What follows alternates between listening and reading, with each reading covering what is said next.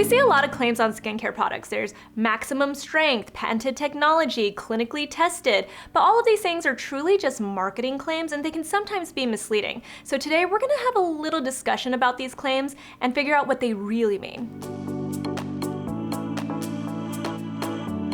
I get a lot of questions from you guys asking what certain claims mean on skincare products, and I recently got an email from a plastic surgeon in Denver named Dr. Manish Shah, and he pointed out that a lot of these skincare claims are misleading. So I thought it might be interesting to talk to you guys about this. I'm going to point out some of the things that he pointed out and then just stuff that I've seen in general, so you can be a little more educated when you're out shopping for skincare. All right, so the first one we're going to address is patented technology. And the reason why that one's used for skincare products is it kind of conveys that this is maybe like a breakthrough, like a new technology or something that maybe a competitive brand doesn't have on this brand. And so we tend to think that maybe it's better, but that's not always the case. What Dr. Shah points out is that a patent can be made with any kind of new anything, basically. Like if you think about it, it's like they can have a new combination of ingredients, they can have a whole new production process, but it might not necessarily make this a breakthrough product, or it might not make it necessarily better than other brands' products that do something similar, but it does make it sound like it's a breakthrough and it's exciting and new and you've never seen anything like this. But it can truly be something super small that hasn't been done before, and so they patented it. Or maybe it was done, but nobody else did a patent on it, so they went ahead and moved forward with that. Unless they truly point out something that's a brand new ingredient that we've never seen before, or it's a technology that is truly brand new and they explain why, I would take it with a grain of salt. Another claim we're going to address is maximum strength and clinical strength. I feel like they kind of play the same role in that they make you think that maybe you're getting the most strength that you can possibly get in this product. Like maybe it's something you would get in a doctor's office, or they're just giving you the most of the active ingredient. But sometimes it's really all just relative, and it's just a term to make you want to purchase the product because you think it's really strong. A lot of the time, what maximum strength means is it's all kind of relative to the developer. So maybe this is the maximum strength that they use of an active ingredient, and that's it. Like it's what they use in their formulations, and that's the maximum strength that they go to. So it could be just relative to them.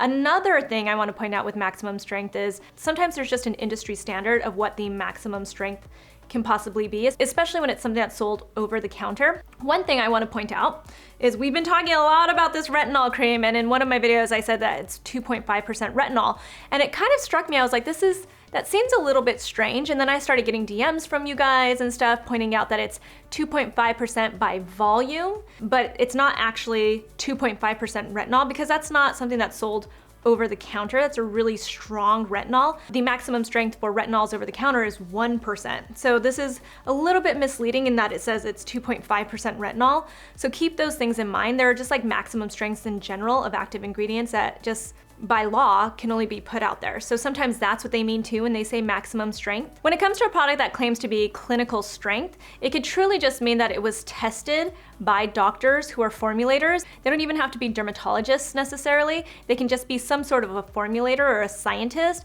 and then they can now say that it is a clinical strength product because these doctors say it is, so it's a little bit more relative. And that kind of leads me to the next claims, and that's doctor recommended or clinically tested. It's sort of along the same lines.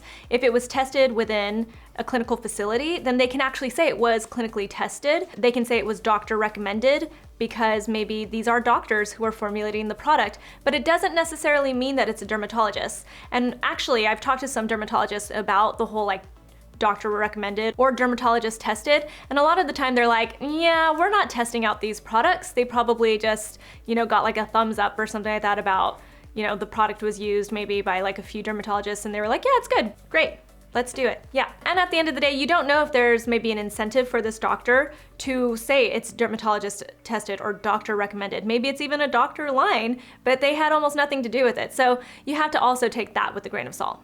Another thing I want to point out about clinically tested products is sometimes you don't really know all of the facts when it comes to it. So like maybe they can tell you that it was clinically tested and 30% of women said that they saw fine lines and wrinkles disappear in 2 weeks, but you don't know if they just tested it on 5 women, or you don't know if it was tested for just a couple of weeks, or if it, there's a lot of detail that has to go into it. So I really encourage you to do a little bit more research if that's something that's selling you on a product. If it says clinically tested, you should find out more if that's what you think is going to make this product a good one. All right, the next claim, for all skin types. I say this a lot to you guys. Beauty is really, really personal. Even if I say I don't like something, maybe one of the girls on my team might say it worked well for them, or maybe if they say something was like bad for them, it made them have a reaction, it doesn't mean that it won't work for me. And I think that's the same for you guys. You should always remember that beauty is very, very personal, and what your needs are can vary from any other person. What you're sensitive to, what allergies you might have, that is all very, very personal. So if you see the claim that it's for all skin types, they're making a very general claim. Like, they're saying that these ingredients have probably been tested on a lot of people and most people don't have a reaction to it. But you should always look at the ingredients. If you know you're allergic to something, or if you know you have sensitive skin, then you should always read the ingredients, know what you're getting into, and at the very least, ask a dermatologist if you have any questions. All right, the next one. FDA approved. And I strangely get a lot of questions about this. Usually when it comes to treatments is more when people ask me, is it FDA approved? But I think that it's taken out of context and people don't really know what it means when it's FDA approved. So sometimes you'll see that it's an FDA approved ingredient or a skincare product that's FDA approved.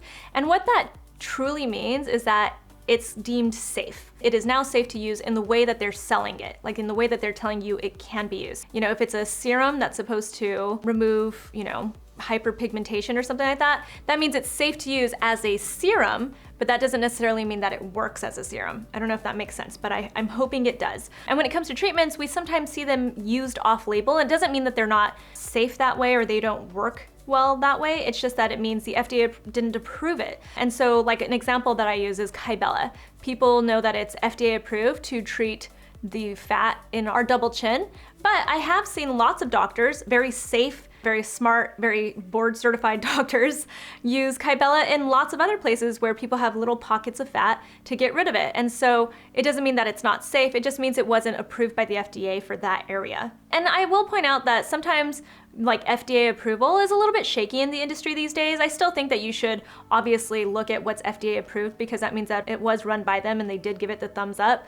That said, the laws that govern cosmetic safety and what they deem as safe hasn't changed since like 1938. And I'll also point out in Europe, they ban over 1,300 ingredients and here they ban only 12. But a lot of ingredients also get a bad rap here. So you have to remember that, there's just a lot of information out there and it's always best that you do your own research because at the end of the day, it's on you, right? It's on you to have your best skin, to buy the right products for yourself, and that research is available for you guys out there. There's so much that you can actually find out when you just Google it.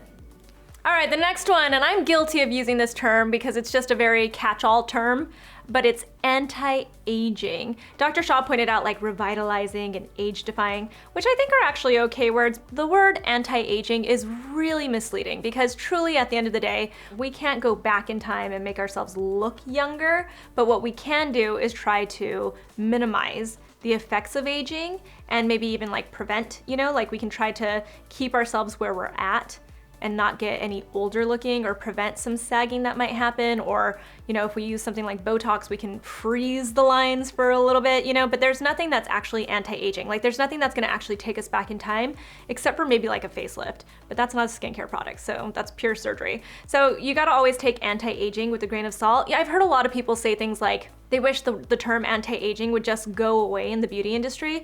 And it's just like this word that we've used for so long that I think people don't really truly think so hard about it, but when you really do consider what anti-aging means, it makes you feel like you don't appreciate that wisdom that you get with aging and that maybe we shouldn't look like we're getting a little bit older, and that's all false, right? I actually think that I look better in some ways as an older woman as I'm aging. I wouldn't necessarily want to use a product that is anti-aging and making me go back in time, but what I do want is to get rid of things like melasma and hyperpigmentation or, those extra wrinkles that I didn't used to have, or add more volume to my skin. And those are claims that they might be able to accomplish, but it doesn't necessarily mean that it's taking me back in time. And also something I want to point out is a serum or a cream, they're not going to do all the work for you. It is kind of all encompassing, right? It has to be about your lifestyle. Do you exercise? Are you eating healthy? Are you smoking? Smoking makes you look really old. Are you spending time in the sun with no sunscreen on a regular basis? These are all things that are gonna really make you look older faster. So if you are trying to prevent aging, which you can do, then you should really consider every aspect of your lifestyle. Next one, instant results. I think sometimes when we see the term instant results, we think, oh, this is going to give me what I want right now. It's gonna like change whatever it is that I don't like about myself, and it's gonna last for a long time. But sometimes instant results can just mean that it's gonna do something and it's very temporary. And that's okay too. Like sometimes, I always point out eye cream is very, very temporary. I know a lot of people love eye cream and everyone asks me about which eye cream they should be using, but I stand firm that eye cream is very temporary. It's just for the moment. I tend to use eye cream in the morning before I apply makeup because it really helps to temporarily keep my makeup out of my fine lines and wrinkles, and it keeps my makeup looking more dewy around my eyes. But I don't think that eye cream, for instance, is going to stop my wrinkles from appearing. You know, like it might plump it temporarily and give me an instant result because of that moisture, but it's not going to be long lasting, and I might have to keep redoing it over and over again to see that instant result. This is a great example of something I've been using lately. This is from Nurse Jamie. She gave it to me when I went in for a facial. It's called Ionics, and she told me it gives you an instant result, but it's temporary. It's gonna last like maybe for the day.